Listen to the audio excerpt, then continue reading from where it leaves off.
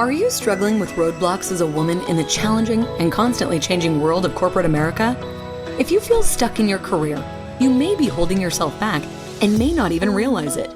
Prepare to be enlightened by the meaningful discussions here at the No Woman Left Behind podcast. Each week, gather the insight you need to break down those walls of limiting beliefs. Unleash your full potential and unlock the leader within. Listen to raw conversations with corporate women as they share inspiring stories with the purpose of obtaining their dream career and living a truly fulfilling life. Here's your host, Rosie Zilinskas.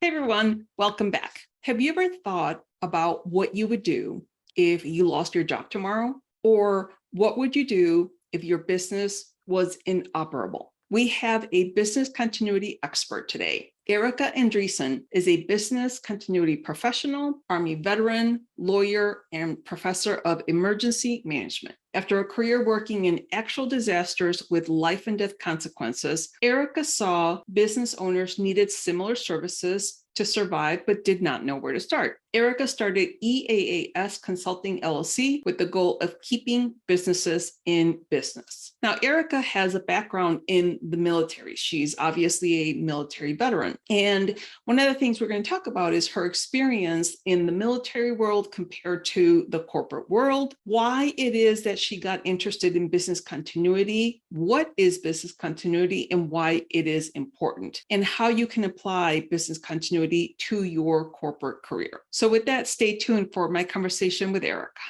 Do you feel that you're spinning your wheels and advancing your career slower than you'd like? Well, I got you because I have a free quiz to help you figure out how you may sabotage your career advancement. Our free quiz is designed to help you identify the common pitfalls preventing you from reaching your career goals. The quiz is 100% free and it only takes 3 minutes to complete. Take the quiz now to start taking control of your career today. The link is on the episode website. And now let's head back to today's conversation. Hi, Erika. Thank you for being here today. Very first question I want to ask you is, you have been in the military before and you have been in corporate. What are some similarities that you think we can learn from your military experience in the corporate world? Well, geez, there are definitely some similarities, but there are also some differences that are interesting that, I kind of wish that took place in the corporate world. So I was having a discussion with somebody about how normally in the corporate world, there's definitely a division between male and female, a clear especially with the assignment of roles. So if there is a meeting with food, the person who goes and takes a saran wrap off of the food is usually the woman, because men are hanging around with their arms folded, just waiting for somebody to do that. And they expect a woman to do it, or a woman inherently intuits it's her job for some reason. I never saw it that way when I was in corporate. I was hungry. So I was going to open up that wrapper. I never was shy about being the first person to learn. I'm like, there's good cookies and they're going to go quick. I'm getting them right now. So it wasn't about that. In the military, it was definitely not something,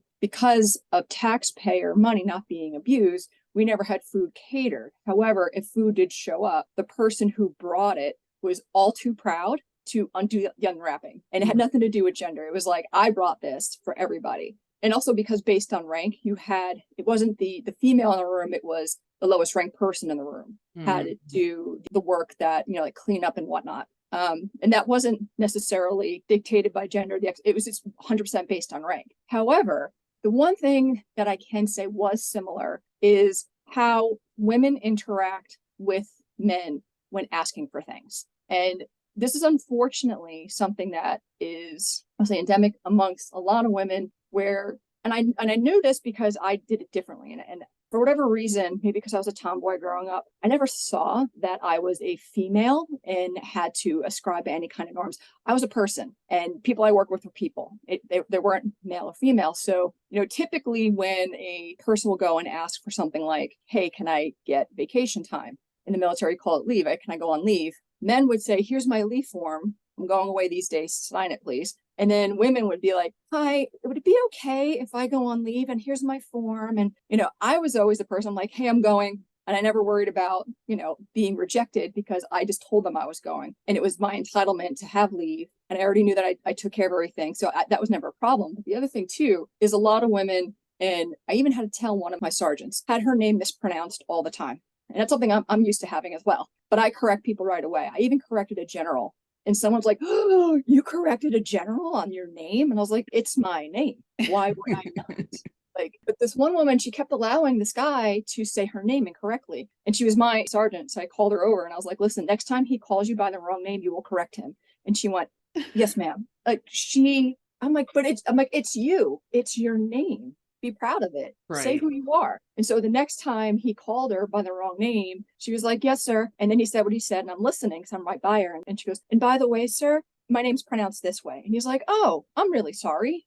And I looked at her and I gave her a thumbs up. But that's the thing too, like women will also do more of this closed off. They're more like closed off or like, this shy, which does not promote any kind of like confidence or authority. So it's less likely they're going to get what they're asking for. And there's no reason for it, just based on body language and what you're expressing, because you say 1,000 times more than you think. And like my undergrad, I got a bachelor's of science in communication. So both interpersonal media and whatnot. But that's the first time I started learning things. And everybody has this misconception, for example, when you stand like this, with your arms folded, it's not that you're closed off necessarily. It could just mean that you're thinking. And that's what I do. When I think, I have my arms crossed and I have one hip out. And I'm just like, or I do this, but mostly my arms are crossed. And it's a thinking thing, not a closed off thing. Got it. Okay. Well, you said a lot there, right? Well, first of all, thank you for your service, because, being in the military is a tremendous sacrifice for you, and all of our military do such an amazing job. So thank you for your service. How long were you in the military? 10 years. 10 years. And what type of work did you do in the military? So I was a JAG officer, which is a lawyer in the military. And it ran the gamut from doing legal assistance, which is basically legal aid, helping soldiers with issues like dealing with contracts for their leases when they were breaking them. And, there are really a lot of unscrupulous property managers out there that wanted to take all their security and, not necessary. I'd give them advice on divorces, any kind of administrative punishments against them. Then I did prosecution. So everybody who thinks of JAG, they think of like A Few Good Men or the TV show JAG, where you're doing court-martial stuff. That's only one part of it. So I was prosecuting sex assaults, domestic violence, child porn, fraud. And then I also did national security law and domestic operations and international operations. So when I was in Afghanistan, I was advising on Geneva Conventions, law of war, engagement stuff. So yeah, there's a whole wide thing. And I was also an ethics advisor to a general. Okay, got it. All right. So you now are transferring all of that information into your corporate job and then now your own business, correct? Well, I did corporate first and then I went to the military. Yeah, okay. Yeah. I was So I was a corporate lawyer and I hated, this is back in the mid-aughts, and I was helping defend the banks that helped the world economy collapse in 2008. And I did not like doing that. So I decided to do something that felt more like my law degree was used for something for good. And that was deciding to join the military, because I was doing pro bono work for veterans and it felt dirty to charge veterans. So I just decided to do it full time and take a big salary cut. I don't regret it at all, because everything I did legal wise in the military, I really loved anything more than I did as a civilian. But, again, part of like male, female norms, I moved around a lot. And I joined late. So I joined when I was 31. So I moved around a lot, and then you have to pick up and start your whole life again. And what was problematic is when you're dating, no man is going to be like, oh, I'm quitting my job to follow you around. That's the woman's job, which whatever. So I was like, if I want to stop being single, I got to do something. Yeah, that's so interesting. Okay, so let's go back to the first answer that I asked you, like the differences between the military and the corporate. And you brought up a lot of male versus female actions. So when you were growing up, were you just more vocal? Did your parents encourage you to be more vocal? Because you said you didn't even think about who would take the wrap off of the food. You would just go and take it because you ate, you were hungry. So do you think that's more of how your parents brought you up, or is it more of that's just your nature? I think it was my nature, because like I said, I was a tomboy growing up. I got made fun of mercilessly from boys in school because I started karate when I was 10, so they would call me Bruce Lee. I was also, maybe TMI, maybe not. I was also extremely flat chested. I didn't start growing to my senior year, junior year of high school. So I got made fun of for looking like a boy, and it was just like I never really thought about that. I was like, well, why does it have to be different? Why is it not okay for me to do karate? Because I wasn't the only girl in my karate class. There were other girls, predominantly more boys, but there were still other girls, and there was nothing wrong with them. I realized there was nothing wrong with me. And, with my parents, it was kind of like, you can do whatever you want to do kind of thing. And they never really said, oh, no, you can't do that because of you're a girl. Oh, you can't do that because of this. It was always, you'll do whatever you want to do anyway. And which is what I wound up doing, which is whatever I wanted to do anyway. And the first time I really thought about the fact that I was a female and that meant something was I was planning a trip. I was 26, 27. I was planning a trip through Egypt, Israel, and Jordan. And the things that I needed to do, I'm like, oh, I need to go buy clothing I would never wear to cover myself. Okay. Oh, and this thing I want to go see, I can't see because it's restricted to men only because of the Muslim. I was going to a Muslim country. So I was like, oh, so I actually I was annoyed and I'm like, well, why is this different? But it was, respect the culture. And it's like, oh, that's interesting. And then I also started perceiving the difference more so at work. And I'm like, okay, women are treated differently. And certain women, I'll be perfectly honest, certain women absolutely hated me. And I talked to one of my guy friends about it. I'm like, we're exactly the same type of person. He goes, we are, but you're a woman and you act like a dude. I'm a dude. So that's one thing. He goes, but you're a woman who acts like a dude and they hate you for it. And I was like, oh. Okay. So let me ask you a little bit more about that. What did you do specifically that women hated you for acting like a dude?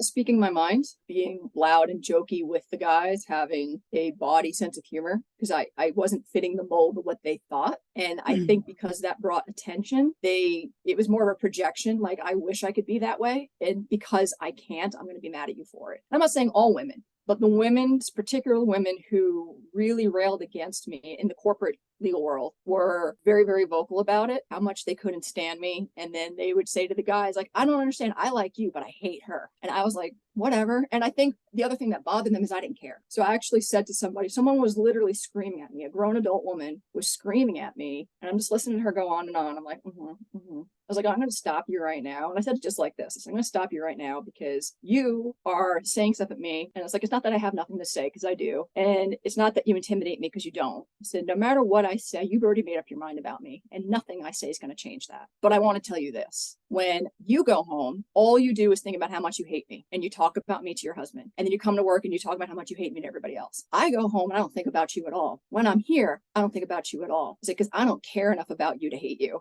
Oh man, that really set her off. But it was true.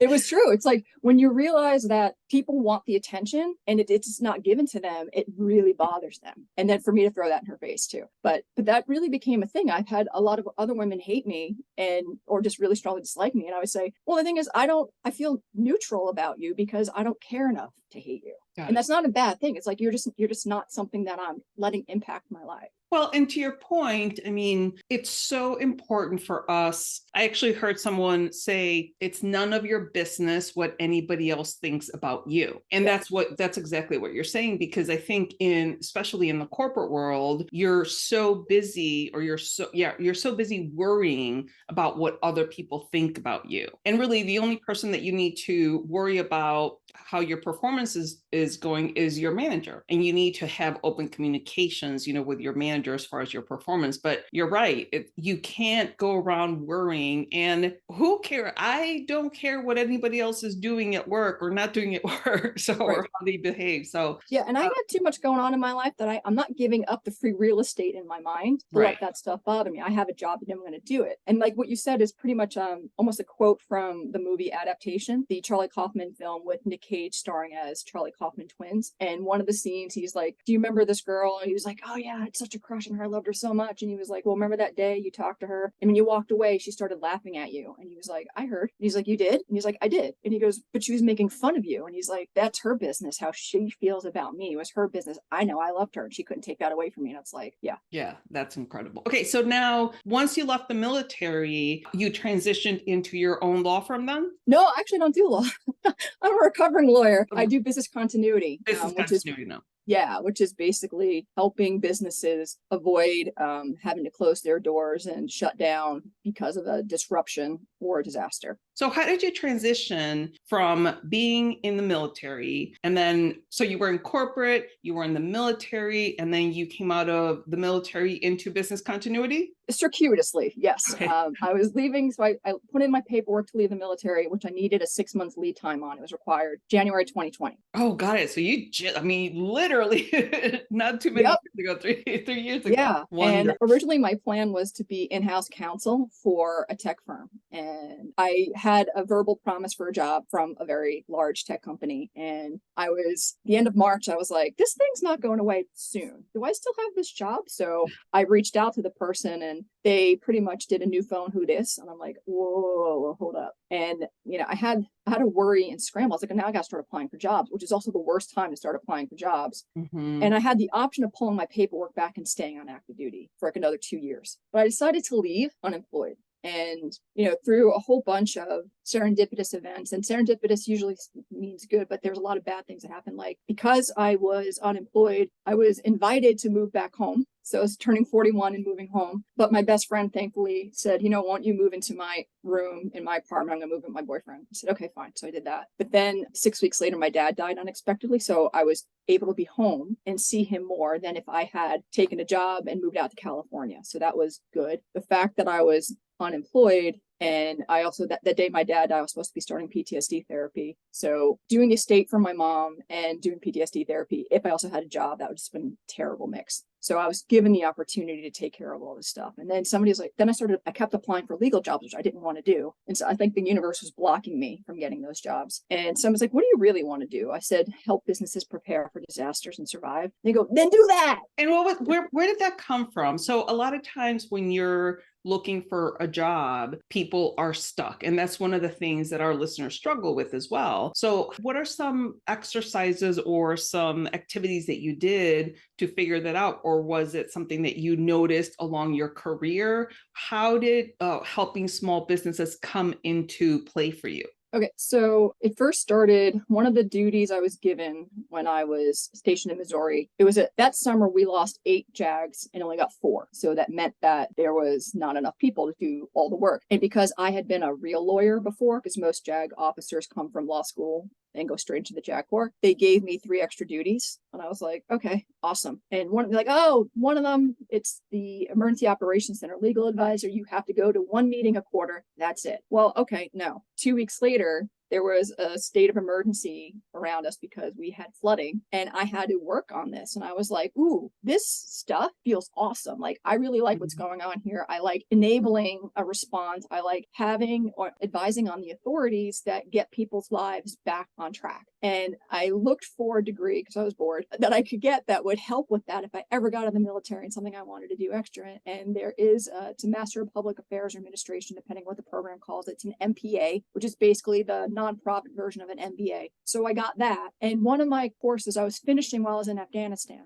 Now, I was reading a business review article of these businesses that suffered through Superstorm Sandy. And they were all asked the same question. The fourth question being, what do you do to prepare for next time? And almost all of them said, oh, this won't happen again. And I'm like, no, oh God, you're so wrong. You need to pay someone to tell you how wrong you are. Let that be me. So that was 2016. I had that idea. And same time, what I was doing in Afghanistan, we were doing risk management, and business continuity is risk management extra. So it's mitigating the risk, but mitigating is not eradicating. So you're still planning for when everything fails. And what we were doing in Afghanistan was all the missions were going on to engage with the local leaders. It was always the most likely, least likely, and most deadly courses of action. Now, most deadly can be overkill, but it was something that was required to do. And I'm like, these are things all businesses should be doing. And then I realized that, large corporations were doing it, financial institutions do it, the government does it, but small and a lot of mid-sized businesses don't, because they don't know about it. And I'm like, okay, this is an answer that helps people. And if they just knew about it, because one of the famous phrases in the military is, you don't know what you don't know. Right. And it's like, it's okay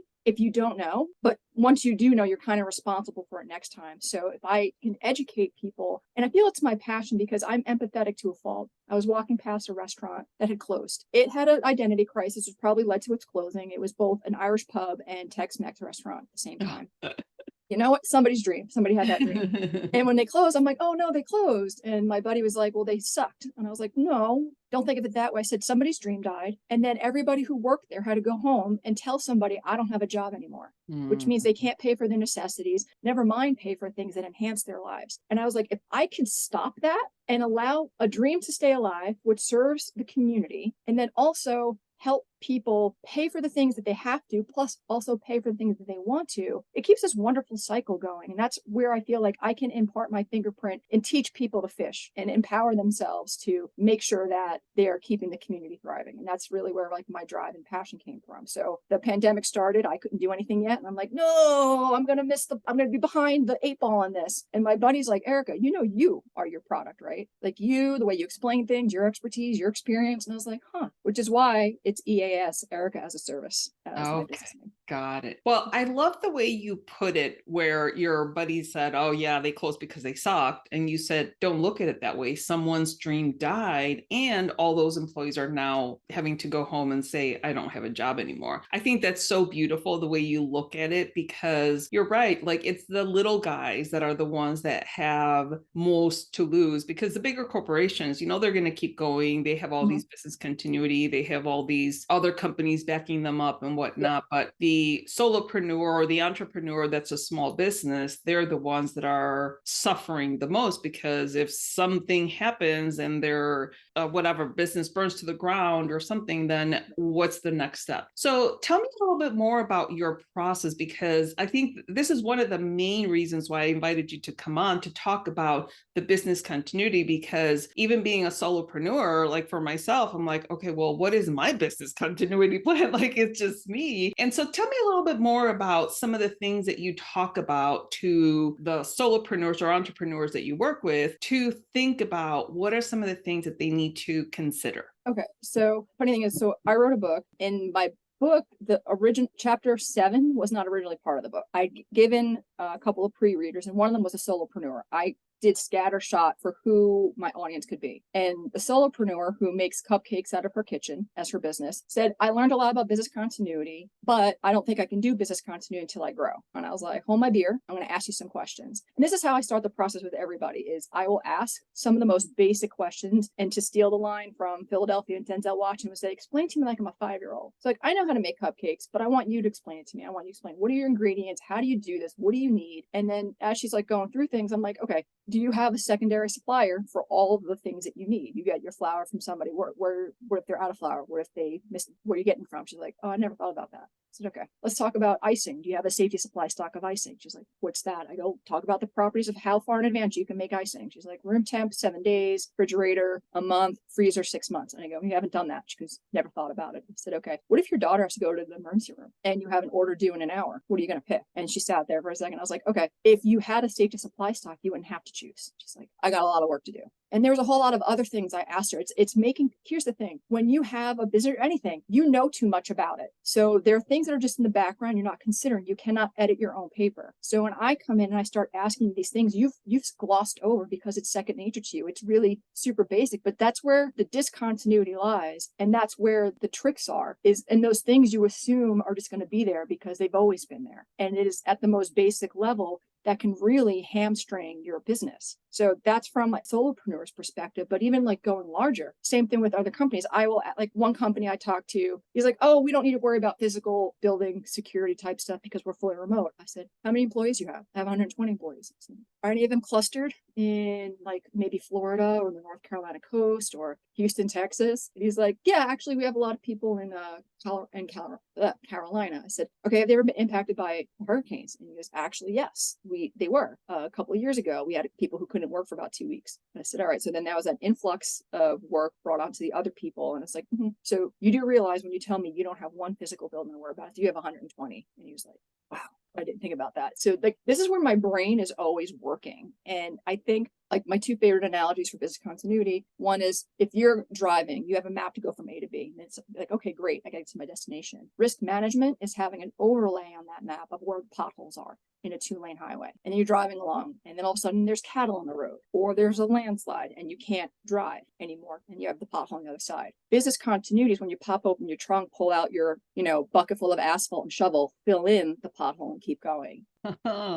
Or, and I think business continuity is easy, but it's my passion, right? So, but we do this every single day. If you have a goal of going out for a walk or a run in the morning, first thing you're going to do is check your weather app. That one piece of data makes you agile because you're going to go, oh, it's going to rain this morning. It's going to be sunny in the afternoon. I'll go in the afternoon, or vice versa. Oh, it's going to be colder in the afternoon. There's going to be a cold snap coming. I should go now. It also impacts on what you wear. So you're going to achieve your goal with the least amount of discomfort possible. I don't say the most comfort, the least amount of discomfort, because I can't guarantee that you're going to be comfortable doing any of this. Right. Oh my gosh. I love that analogy because you're absolutely right. I usually walk in the morning, and if it's raining, I'm like, I'm not walking out there, but I do check my app, and then I see, okay, it clears up at whatever time. So I'm like, so I plan my day around that so I can walk during that time. So I love also that you said that when your risk management is basically driving down the road and having the asphalt in the back of your car so you can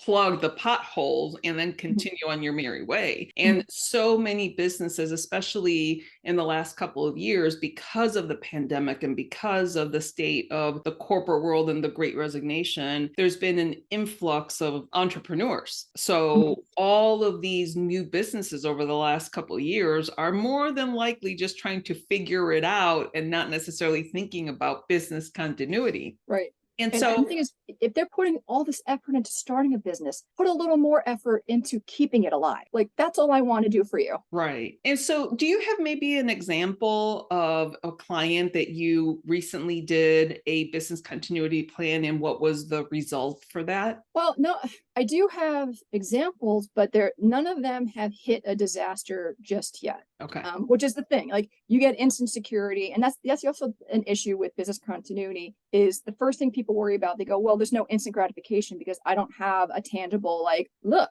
this is the thing I've got and it now works. It needs to be tested. But the things that you do get instantly, number one, is a level of security you didn't have before. And number two, if you have business insurance, you can go to your insurance company, show them your business continuity plan. They will reduce your premiums because it showed that you put effort in to making sure that their payouts are less if there's ever less of a payout. So you're automatically starting to make money back on that. And there are, I was saying the other day, business as usual includes disasters and disruptions, but they're usually minor and they're just blips and you move on. You can prepare for those. If you haven't actually used your business continuity plan because it's not a major thing, then it's working. It's already working. Because, people call 911 multiple times a day. But how many of those things are making headline news? Not everything's a 5-alarm fire. Not everything is a robbery or an active shooter. There are other things going on that need to be taken care of. So one of my clients, he had a very robust program already. And one of the things I pointed out, because he is the only person in the world who could do what he does, I said, all right, so what happens when you become incapacitated? Because succession is also a part of business continuity. I said, so have you planned for someone to be an apprentice? Does your wife have the authority to do this and this? And he was like, nope, never thought about that. Okay, well, let's start working on that. And that included him having to talk to his personal lawyer to put things in the will, because he never actually put the fact he has a business in his will. He hadn't done his will in years. So that's another thing that, like, I think about all of this stuff for you so you don't have to.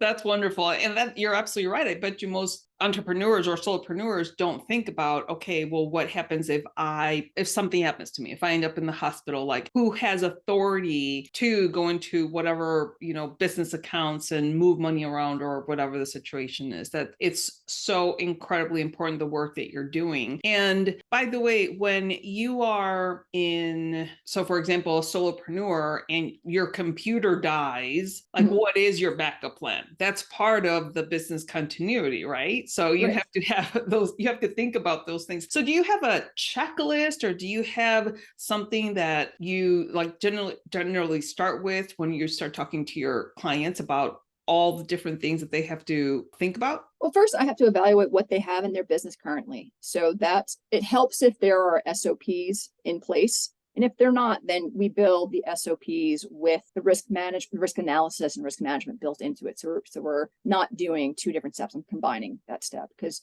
the first thing is like, okay, I need to know what makes your business work. What are the major things that need to happen for you to make money at the end of the day? So first, I'm going to go narrow with, a woman who makes cupcakes. I said, how do you make them? What do you need? You need electricity for the beaters, you need gas for the stove, you need your ingredients. The three most basic things. Okay, what do these things rely on? There's a trickle down effect. It's like, okay, you need supply chain issues with this. You need to see, do you have alternative means of cooking in other kitchens? Do you have this available to you? Is that something that's possible? So you look at all these things and we start breaking down what's really most important. And then you get into a more technical in the weeds thing. So I'm going to do an evaluation differently for somebody in Houston, Texas than I will in Chicago, because they have different concerns, specifically climatological concerns. And those change all the time too. And also when you're expanding, because this gives you the ability to grow. And that's the thing, actually, I forgot to mention about the cupcake woman. After she did the stuff, she was like, I thought I couldn't do business continuity until I grew. I realized I can't grow without business continuity because now I have a level of security I didn't have before. So, and even through my book, I ask a lot of questions to the reader to get them thinking, because that's really my goal, is first to get you thinking. And then I have a worksheet at the end that they can fill in and build a very rudimentary business continuity plan that moves the needle if you've never had anything. But then we get more involved. And that's the thing too, is like, but that's a general one for anybody.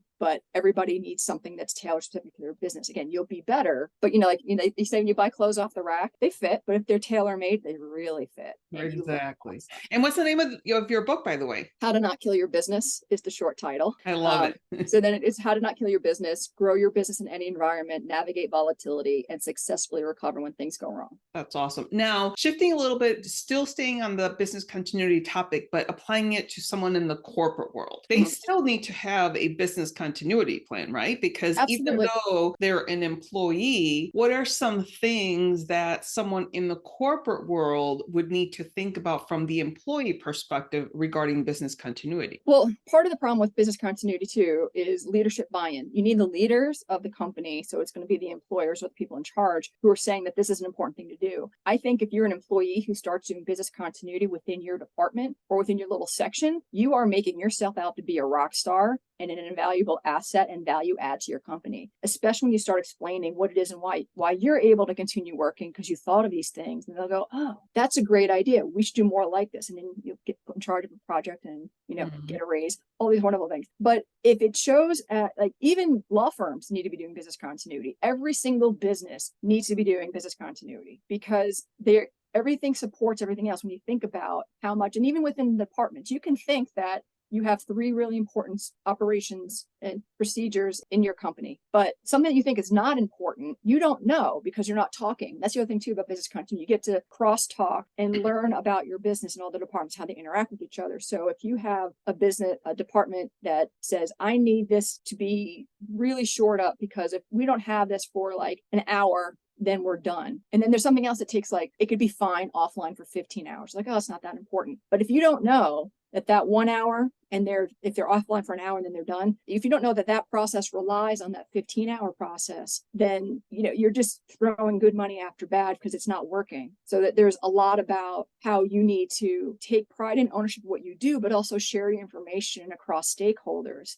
And instead of being stovepipe, people like to talk about breaking down stovepipes, and I do, but sometimes you have a lot of pride and there's a lot of ego within the stovepiping and the department, and that's human nature plus also smart. If you could have porous stovepipes where you could still have your thing, but you're at least open to talking to, and you're realizing there's synergies that you didn't realize before, and you're informing everybody about how you all work together, I don't see anything other than wonderful things of that happening. But that's the other thing too, is if you're in your single department as an employee doing your own business continuity and nobody else is aware of this, you're still going to be hamstrung to a point. You're going to do better, but you're still going to be hamstrung without everybody else supporting it. Right. And so for the individual that's just an employee that is an employee of a large corporation, say, and something happens to a corporation where they have to lay off, say 200 people. I think the individual's business continuity plan is having that safety, that 6 to 9 month worth of money saved up so that if they lose their job, they have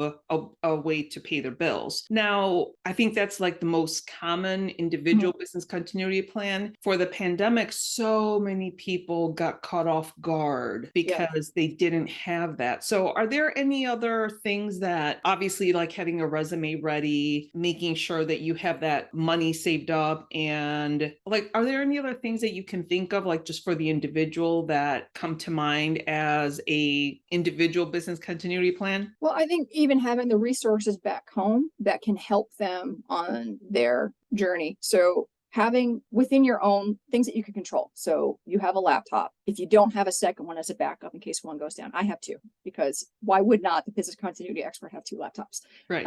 But doing a backup of all your data and all your contacts, because that's another thing too. If you lose access to your contacts. So I knew somebody who has a business that's 100% on Facebook. And I had mentioned, I'm like, so everything is on Facebook, all your contacts. She's like, yeah, I should probably get them offline. I'm like, I would. And then she wound up being in Facebook jail. But you can't tell people you're in Facebook jail because you can't communicate while you're in Facebook jail. So this woman who has a legitimate business and makes a couple of $1,000s a month in her business was shut down for a month and nobody knew why. And she just looked like a flake because she wasn't responding to everybody. And then she's like, hey, sorry, I was, in Facebook jail. And I'm like, so you never took the communication and contacts offline? She's like, no, I didn't. I'm like, well, there you go. That's a great plan. Making sure, and also backing up your phone contacts. Nobody backs up their phone contacts. Your contacts are going to be your lifeline. So figure out a schedule of how often you are backing stuff up. I back up stuff to my hard drive every single time I open up because I have an external hard drive every time I open up my laptop because I don't want to lose that. Right. And that's time and energy expended that you're not going to get back. So that's one. I also am extra where I have my internet's on a different provider than my cell phone. So if one goes down, I have the ability to still communicate with the internet on a different provider. Interesting. That actually just happened to me yesterday because I was doing some stuff at work. The internet went down and I have a different provider for my phone. So I was able to get on my phone. But the thing that you said about the woman with Facebook, if you don't have a way to communicate with your clients, it kills a month of productivity. Holy cow, that's huge. Yeah. I think that's why I hear so many different people recommend that you really should have an email list and not rely on third-party vendors and stuff like that, because that's huge for small businesses. Right. And there's unfortunately the optimism bias, which happens not just in business, it happens in everyday life. It happens in emergency management, because I'm also a professor of emergency management, where you assume that it's not going to happen to you. Right. So if the statistic is that 30% chance of, everybody assumes they're in the 70% chance. But 100% of people cannot be in 70%. That's a mathematical impossibility. Right. So they're willing to roll the dice on that. And I like to ask people, even with their own personal plans, I'm going to explain to somebody that you could have done this and you knew to do it, but you decided not to. Yeah. If you have a business and your plan is to not plan and to roll the dice, are you going to share that with your clients and your vendors? Right. Probably not. Because guess what? They're not going to do business with you. Yeah. No, I actually have an external hard drive. And actually, I just yesterday, I was like, I'm going to get another one because this one's kind of getting to be like halfway full. I'm like, I need to get another one. And also, I don't know if you watch Sex and the City, but Carrie Bradshaw was a writer and then her computer got fried and everybody's like, well, don't you have backed up? And she's like, who? So then she bought a new one, and then I think they showed how she had an external hard drive where she was backing stuff up. But I mean, those are the simple things that, like you said, people, and I'm guilty of like, that's never going to happen to me until it does, right? Right. And the wonderful thing is, if you work from home, I'm lucky. I didn't plan it this way. I just got really lucky. I'm on the same power grid as the local hospital. If you know that about your location, it means when the power goes out, guess who's getting their power back first? Sure. Yep. That makes a lot of sense. If you can plan around that, do that. All right. Well, Erika, you have given us a ton of tremendous information already, but are there maybe 2 tips that you can leave us with, whether it's a entrepreneur or maybe a corporate employee that can use to continue to be more savvy on how to continue their careers or their businesses without interruption? I would say the first thing is be aware and care, because being proactive is better than being reactive. Because when you have everything on your terms, it's easier and it's cheaper and you're less stressed out. If you're going to wait until it happens, then you're going to be stressed. You're going to be given to the whims of vendors who now know that their services are in a higher demand than they were prior to an incident. So if you do it in advance, it's an asset. You're investing in a money creating and money saving program. I had the second thing in my head as I was talking and I already lost it. When my brain moves too fast. This is a recent thing that a friend of mine who was a CFO of some major banks had said to me, that when he would talk to people about continuity, if you're going to start a business, and I'm going to use this number, it's his number, right? If you're going to start a business that requires you to spend $1 million a year to run it well, don't start the business with and spend $500,000, because that's a different business. If you're not going to be willing to spend what it requires to be at a minimum good at that job, pick something else that costs and lines up with whatever it is that you can afford. So, the shortcut's not going to work. The shortcut works only for so long. And then by the time it catches up to you, you're losing so much money trying to either reestablish your business or redo everything. You're losing manpower and hours trying to get where you should have been originally. And, I guess the third thing is it's never too late to learn what you wish you knew earlier. Those are great, especially the last one. It's like, it's never too late. Sometimes you're just like, oh, I should have, would have, could have. And then, you still don't do anything about it, which, brings us to the point of the business continuity. So, well, thank you so much for all of the amazing information that you have given us, like things that you don't normally think about when it comes to either your career or your business, again, as a solopreneur or an entrepreneur. So thank you again. Yes. Okay. Something I was thinking, I want to think about again about the body language thing. Yes. And there's one exercise I would like to leave the listeners with. And it's just an experiment, because I've done this with something else and it was like insane, the difference. So the exercise is close your eyes and imagine yourself at the lowest point in your life. And then sit there for a couple minutes, open your eyes and check how your body sits. And then you'll notice that you're going to be closed off, kind of slumped. Then close your eyes and imagine yourself on the highest high you've ever had. I can already see you changing. Rosie.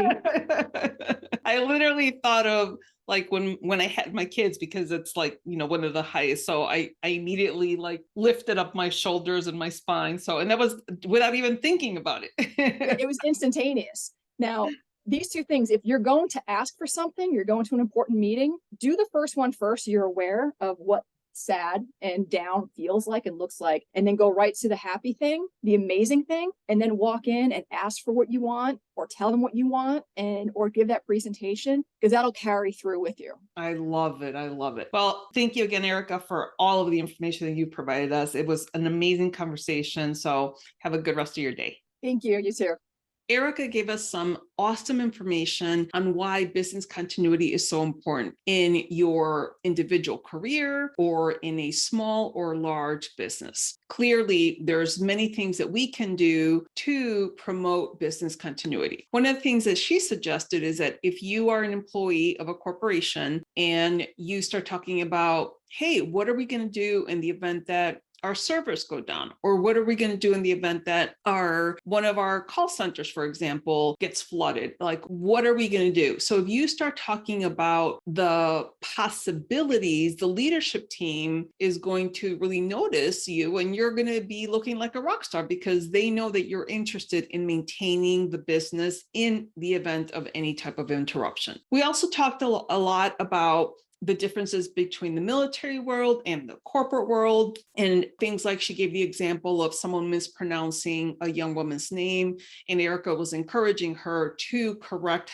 the last name, meaning it's your last name. So make sure that people are pronouncing your last name. And I know well because my last name is Zilinskas and people always mispronounce my last name. Now, Erika also left us with some really great tips. She said, tip number one, she said, be aware and care. Being proactive is way better than being reactive, which is much easier to be proactive and it's much cheaper. Tip number two, she says, if you start a business, make sure that you have the money to start the business properly and do it the right way. So the example she gave, I think, is if you have a business that you need, $500,000 and you only have $100,000, then you are looking at doing a different type of business. So be clear on your goals, your expectations, and be prepared to start that business as it should be. And then she also said, tip number three, she said, it's never too late to learn what you wish you would have known earlier. So obviously we all know that personal and professional development is just always ongoing and learning is key. All of Erika's contact information is going to be on the episode website. And she also provides us with the link to her book. Her book is called How Not to Kill Your Business, Grow Your Business in Any Environment, Navigate Volatility, and Successfully Recover When Things Go Wrong. She is also very active on TikTok, I saw, and she's on LinkedIn as well. So again, all of that contact information is going to be on the episode website. And as a reminder, if you haven't done so already, please don't forget to take my free quiz, which will be able to tell you one of the 3 ways that you may be sabotaging your career. It's really important for you to know how you may be holding yourself back. And my free quiz helps you do just that. And you get some free resources as well. So with that, remember to be brave, be bold, and take action. Thank you for listening to this episode. Let these stories of self-encouragement and professional development serve as a guide in navigating through corporate America in the most practical and fulfilling way possible. Do not forget to subscribe to the show at nowomanleftbehind.com for more content like this. Leave a rating and share it with your friends because we want to make sure that no woman is left behind. Until I see you next time, remember to be brave, be bold, and take action.